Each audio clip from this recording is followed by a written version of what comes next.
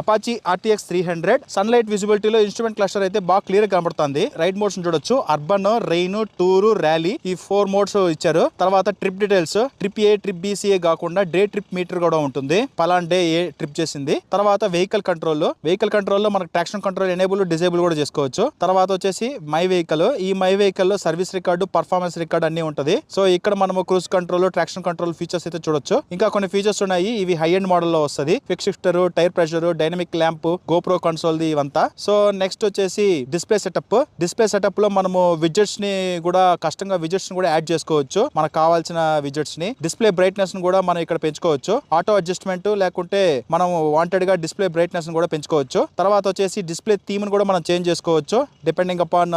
ఇప్పుడు night drive లో చేసేటప్పుడు మనకు కొంచెం ఎక్కువ ఫోకస్ వచ్చి లైటింగ్ వచ్చినప్పుడు మనకు కొంచెం డిస్టర్బెన్స్ ఉంటుంది. సో అలాంటప్పుడు మనం డిస్ప్లే థీమ్ కూడా మార్చుకోవచ్చు. నెక్స్ట్ వచ్చేసి హై స్పీడ్ అలర్ట్ మనం ఎంత కావాలంటే అంత ఫిక్స్ చేసుకోవచ్చు. హైయెస్ట్ వచ్చేసి 130. నెక్స్ట్ వచ్చేసి క్లాక్ సెట్టింగ్స్ వచ్చి చేంజ్ చేసుకోవచ్చు. సో ఇది డిస్ప్లేకి సంబంధించిన ఇన్ఫర్మేషన్. సో సన్ లైట్ లో కూడా క్లియర్ విజిబిలిటీ అయితే ఉంది.